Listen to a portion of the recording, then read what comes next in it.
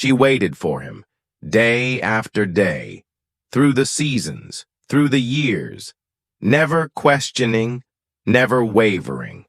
But as the world changed around her, one thing stayed the same: her love. And when the last breath of her heart finally stilled, she was ready to find him once more. It was a cold, gray November afternoon when Thomas first saw her. She was nothing more than a trembling bundle of fur beneath a rusted bench in the city park. The wind cut through the skeletal trees, leaves chasing each other like lost thoughts across the pavement. Most people hurried by, clutching their coats, eyes down, lost in their own troubles. But not Thomas. He saw her. She was soaked to the bone, ribs faintly visible beneath matted fur, her tiny body pressed tight against the concrete as though trying to disappear into it. Her eyes, cloudy and unfocused, barely met his. She didn't bark. She didn't move. She didn't have the strength. Thomas knelt slowly, careful not to startle her, and reached out a gloved hand. "Hey, sweetheart," he whispered, voice hoarse, from the cold and something lonelier. "You're just a baby, aren't you?" She didn't resist when he lifted her into his coat. Just a sigh, so soft he felt it more than heard it. He named her Willow, after the weeping tree they passed each morning on their walks, the one that drooped over the pond, graceful and quiet, bending but never breaking. It seemed to suit her, silent, watchful, and strangely wise for something so small. Thomas wasn't used to companionship anymore. His wife, Marie, had passed 10 years earlier, and the silence left behind had grown roots in his home. His children, scattered across the country, called on holidays and sent photos of their own busy lives. He was proud of them, but pride doesn't keep you warm at night. Willow did. She brought with her a rhythm, a sense of time. She woke him each morning with soft licks to his weathered hands. She danced in tight, clumsy circles when he reached for the leash. At night, she curled into the crook of his legs as he read or stared out the window, whispering old memories into the dark. He told her everything, things he hadn't even told Marie, things he hadn't known were waiting to be said. There was an unspoken understanding between them. She never barked needlessly, never chewed the furniture, never strayed far from his side. Her eyes followed him everywhere, and he found comfort in their silent promise. "I'm here." Seasons passed. She grew stronger. He grew older. They became a fixture in the neighborhood. A quiet pair, always walking the same loop, stopping at the same benches. Sometimes children would pet her, sometimes shopkeepers left out scraps. But Willow never lingered with anyone else. Her heart was stitched to his. Then, one spring morning, with sunlight brushing the window and birds just starting to sing, Thomas didn't wake up. His hand was resting on the side of the bed where Willow slept. His face was peaceful, as though he'd simply drifted into a better dream. Willow stayed curled against him for hours. When they came to take him, she didn't bark. She didn't growl. She just watched them, her tail motionless, her eyes unreadable. Something had changed.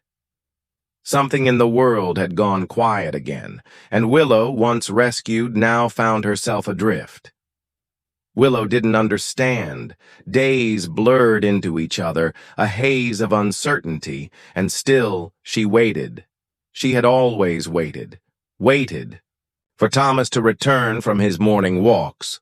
Waited for him to sit in his favorite armchair by the window with his cup of tea. But this was different. There was no sound of his shoes tapping against the floor, no rustle of the newspaper, no hum of his soft voice calling her name. She waited by the door, her ears twitching at the slightest noise, hoping to hear the familiar rhythm of his footsteps. She paced around the house, sniffing the air as though trying to trace his scent that seemed to have vanished with the wind. She checked every room, every corner. The house felt vast and hollow now, the walls too quiet, the spaces too empty.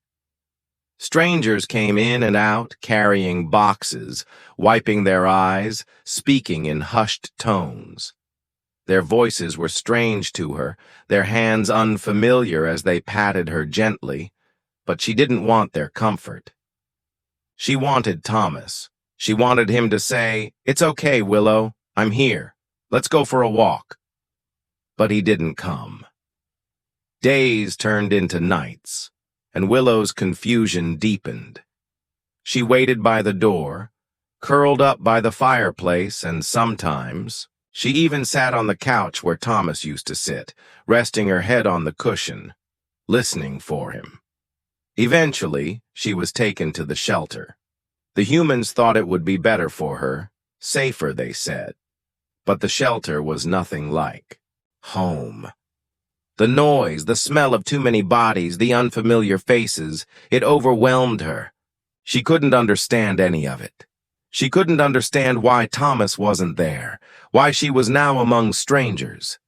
She slept on a cold cot in the back room, but her dreams were full of him, full of the sound of his voice calling her from the park, the way he always said, "Come on, Willow, let's go home." But when she woke, she was still alone.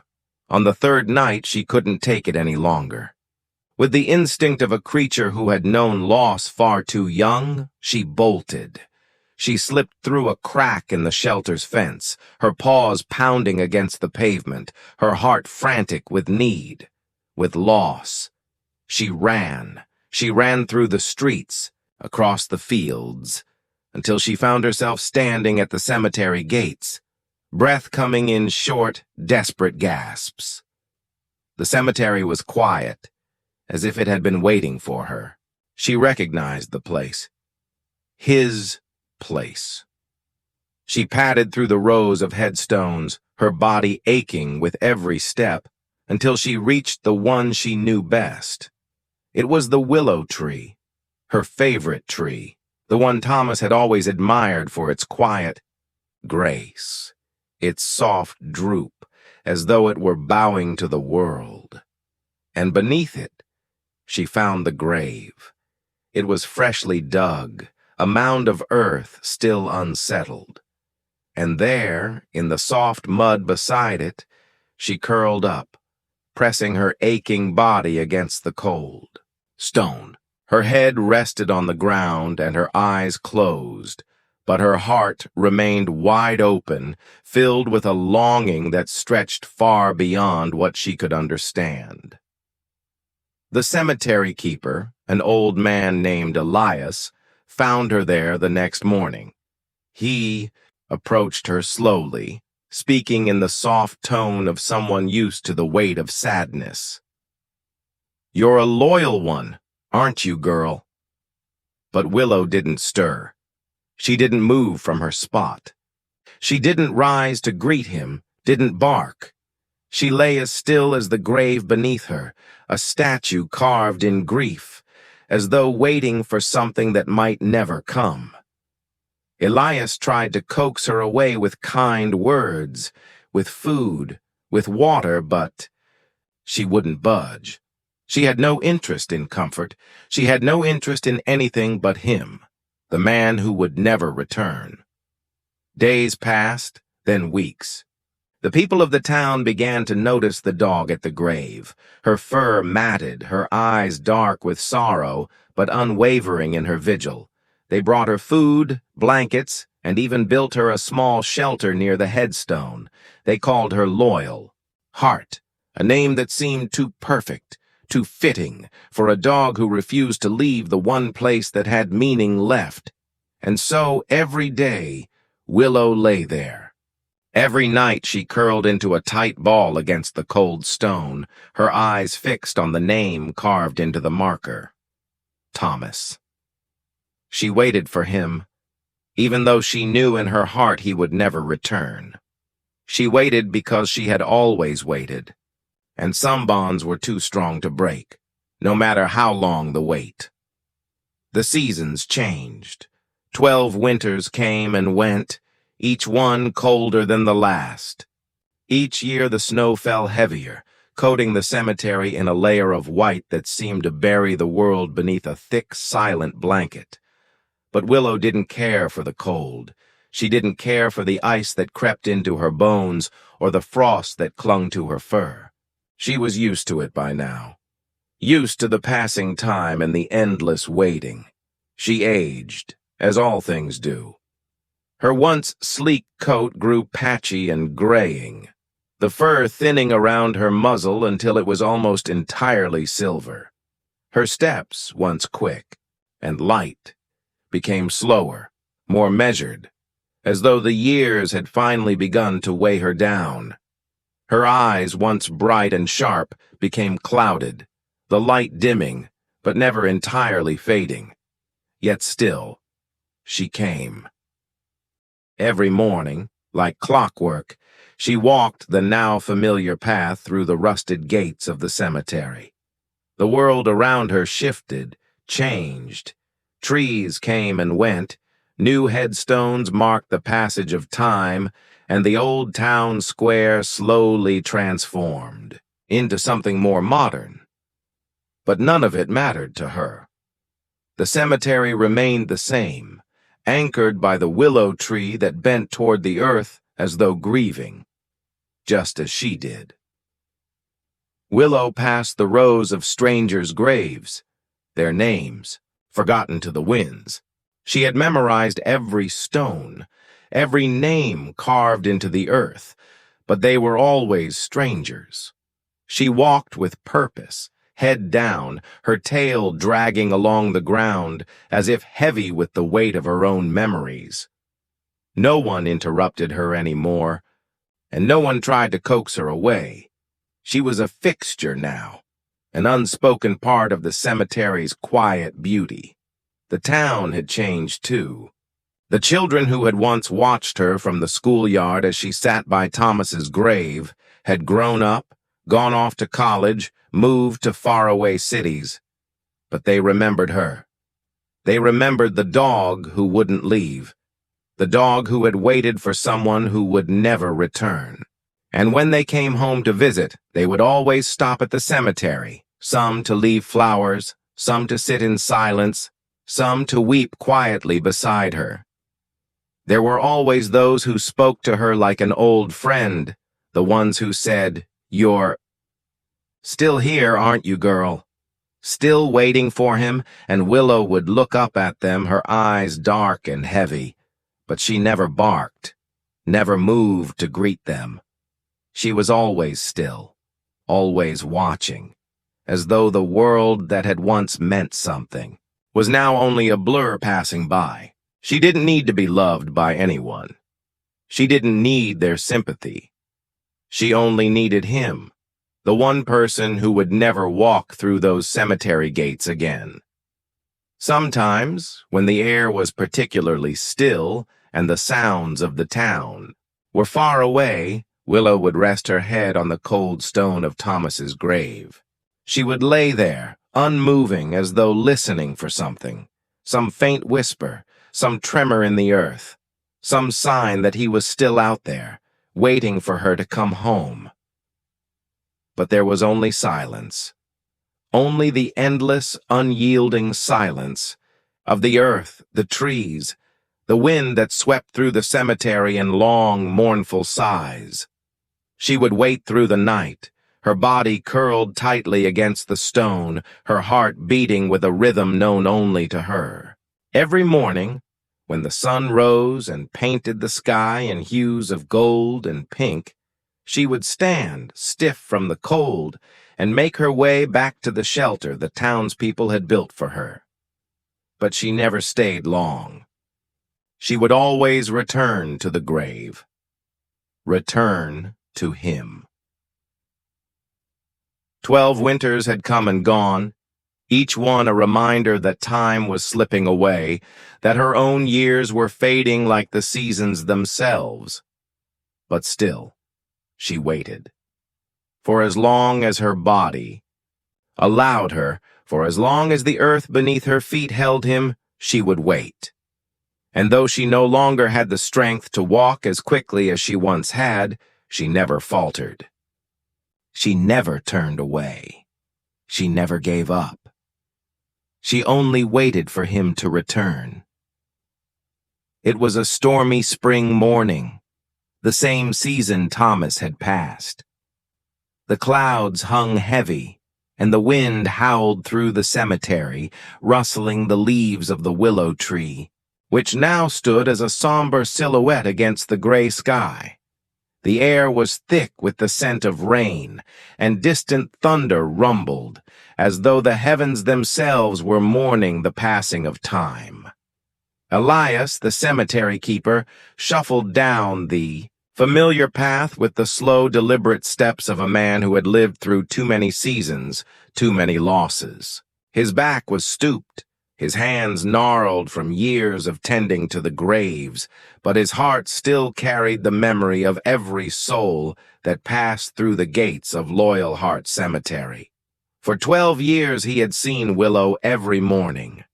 He had witnessed her quiet vigil, her steadfast love, and her refusal to leave the place where her heart had been buried. And every time he had approached, he'd spoken softly to her, even when she had no strength left to greet him. He'd bring her food, water, and the occasional blanket, and he would sit beside her for a while, talking to her as if she were the last link to a world that had long since faded from his own grasp. That morning, Elias had expected to see her there, as he always did. But when he reached Thomas's grave, he found something different. Willow was standing. She wasn't lying by the stone as she had for so many years. She stood still, her tired eyes staring at the grave, her posture upright, but somehow frail, as though something deep inside her had shifted. It was as if she had made a decision, something final, something only she could understand. Elias stopped in his tracks, his heart aching. He watched her pace around the grave once, her steps slow, deliberate. She circled the stone as if trying to find a new way to carry the weight of her sorrow. Her old joints creaked with the effort, but she didn't stop. Not yet. Then, after a long moment, she lay down again, this time with a soft sigh that seemed to come from the very depths of her soul. Her body sank against the cold stone, and she curled up, resting her weary head against it, just as she had done so many times before. But this time there was no urgency in her posture, no restless shifting. This time she was at peace. Elias knelt beside her, his frail fingers reaching out to brush her ears gently. His voice was hoarse, as if it carried the weight of 1,000 unsaid things. 12 years, girl. You gave him 12 years, he murmured, his words thick with the grief of shared time. You stayed with him all these years. I think he would have been proud of you. Willow turned her head slightly, her old eyes meeting his. There was no confusion in them, no sadness, no pain. They held only peace, a quiet understanding that she had done what she was meant to do, that her love, her devotion, had been enough. Elias held her gaze for a long moment, letting the weight of that understanding settle between them. Then, with a soft sigh of his own, he stood slowly, his knees protesting the movement. He knew in his heart that this was the end. He'd seen the signs. He'd watched as Willow's strength had waned, as her steps had become slower, her body frailer. But this was different. This was something deeper. That day, she didn't get up. Elias stayed with her for a while longer, sitting in the wet grass beside the grave, just being with her in the stillness of the storm. It seemed fitting, this final goodbye. In the rain, beneath the weeping willow, with the earth and the sky mourning alongside them. As the afternoon wore on, Elias reluctantly left her there, knowing she would remain. He couldn't bring himself to disturb her, not now. He walked back toward the cemetery gate, glancing over his shoulder one last time. But Willow did not rise. She didn't follow him. That night, she didn't return to town. The town's people noticed the next morning. Willow wasn't at the cemetery gate. She wasn't curled by Thomas's grave. The usual crowd of curious passers-by found only silence when they walked past her usual spot. Days passed, and the people of the town whispered the same thing to each other. She's gone. She's finally gone. Some of them mourned her in their hearts, for they had watched her grow older, seen her become part of the fabric of the cemetery. Others, those who remembered the story of the dog who refused to leave, simply stood in quiet reverence, knowing that, like all things, her time had come. And yet, the gravestone where she had lain would remain undisturbed, the willow tree continuing to bend toward the earth. The town would carry on, the seasons would change once more, but one thing would never be forgotten: the dog who had waited for a man who never returned. They buried her in the plot beside Thomas. The town council had to pass a special ordinance, but no one objected. In fact, when the word spread that Willow had passed, dozens of people from the town gathered at the cemetery, standing in the rain beneath umbrellas and willow branches.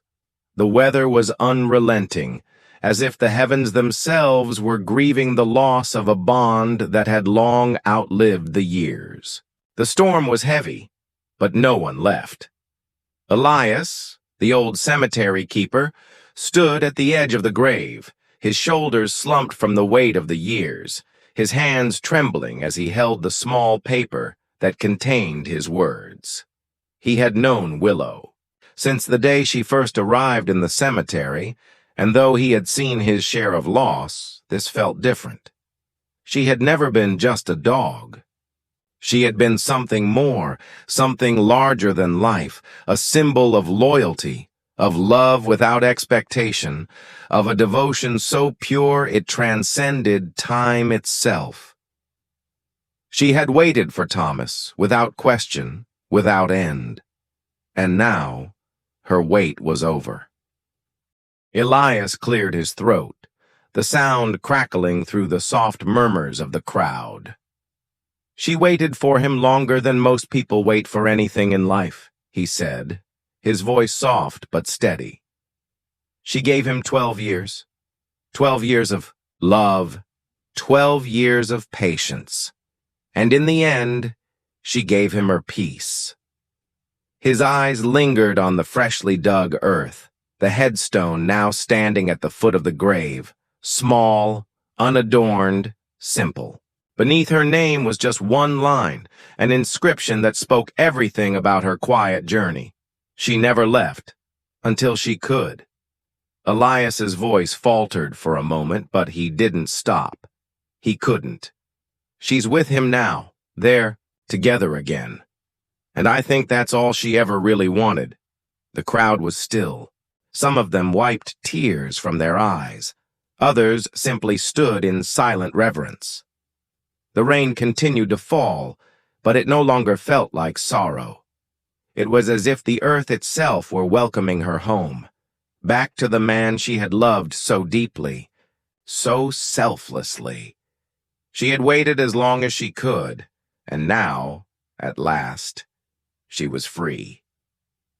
As they all stood there beneath the weeping willow that had watched over both Thomas and Willow for so many years, the wind picked up. It whispered through the branches, carrying with it a soft, almost imperceptible sound. A rustling of leaves, the softest of sighs. It was as though the wind, the tree, and the earth were all speaking in unison, and in that moment it felt as though they were no longer separate. The man and the dog, the past and the present. They were simply two names side by side, united once more in the quiet peace of the cemetery. Thomas had loved with a quiet heart, and Willow had waited with all of hers. Their bond was unbroken, a love so steadfast that even death could not sever it. And now, in that quiet place, beneath the willow tree where the earth still whispered their names, they were together again. The wind carried their story through the cemetery, through the town, through the hearts of all who had watched and remembered. The dog who had never given up, and the man who had been loved more than he could ever have known. And in that place of stillness, of peace, they had found each other once more. If this story of unwavering loyalty and love touched your heart, then don't let it end here. Join us on a journey that celebrates the bond between humans and animals, stories that speak directly to the soul. Subscribe to our channel and become part of a community that understands the silent language of love that animals share with us every day. Together, we'll explore more tales of devotion, empathy, and the incredible hearts that walk beside us, whether on 4 legs or 2.